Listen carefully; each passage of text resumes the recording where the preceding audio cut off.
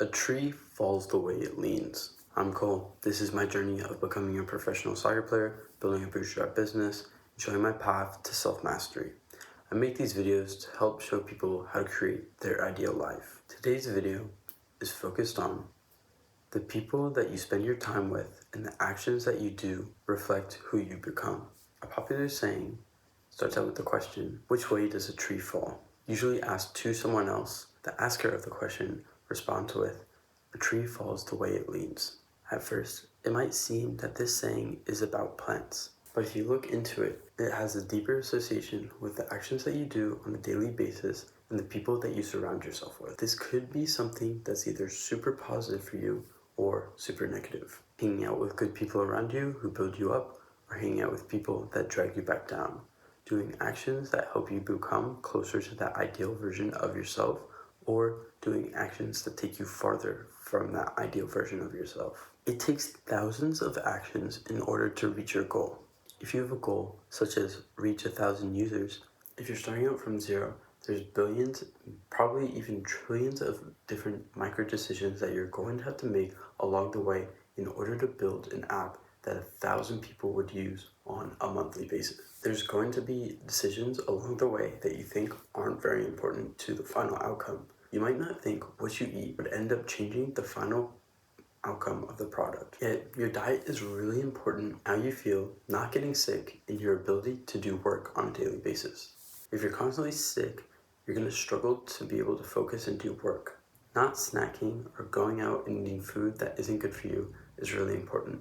You're going to have thousands of meals in your lifetime. Each meal that you have is going to be many different micro decisions on what you eat. This also could pertain to people. Who you surround yourself with is very important. For better or for worse, the people that you hang out with the most are going to change you. You're more likely to partake in bad habits if you hang out with other people who have a bunch of bad habits. An easy example of this is drinking or smoking. You're more likely to drink if there's alcohol around. If there's never alcohol around, it's a lot harder to fall into the urge of drinking.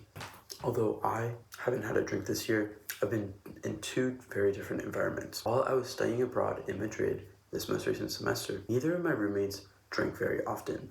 One had never had alcohol in his life, and the other drank very seldomly, so we never had alcohol in the house. My urge to drink was probably at its lowest that it's ever been, and it was a lot easier to get through those months. Now, fast forward, I've been in Croatia for the past month. It's a very social environment, and Balkan people really like to drink. Most nights, the people my age are drinking. Being constantly around something will make it more likely for you to fall into the temptation if it does arise. If you are trying to break the habit, for example, drinking, you might think that being around alcohol would build that willpower of you not being able to drink.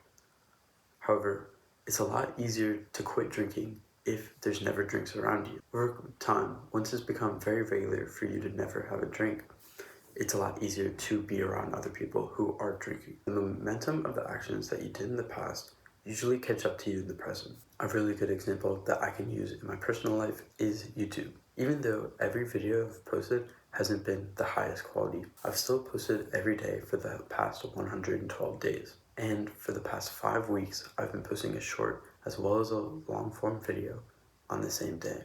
My willingness to continue to experiment and continue to post despite having very little success for the first 3 months has allowed me to get to the month where I have had explosive growth. Now, my growth is relative to what I had before, so just about any views now is absolutely amazing. I'm a very analytical person and love to look at my stats on YouTube Studio. The first 3 months of me posting videos on YouTube, I had a max of 21 views. In the most recent month of July, I've gotten over 500 views, which is absolutely amazing. I think this is from my short form content doing well and funneling that traffic into my longer form videos. The momentum of me sitting down and recording, editing, and posting every single day, no matter how I feel or no matter how late it is, has one, made me into a better content creator, and two, allowed me the chance to significantly grow my channel. You want to make sure that you're leaning the right way. You should find the people or actions that you're doing that are taking you away from who you want to be, and start getting rid of them one by one. I hope you got some value from the video, and thank you for watching.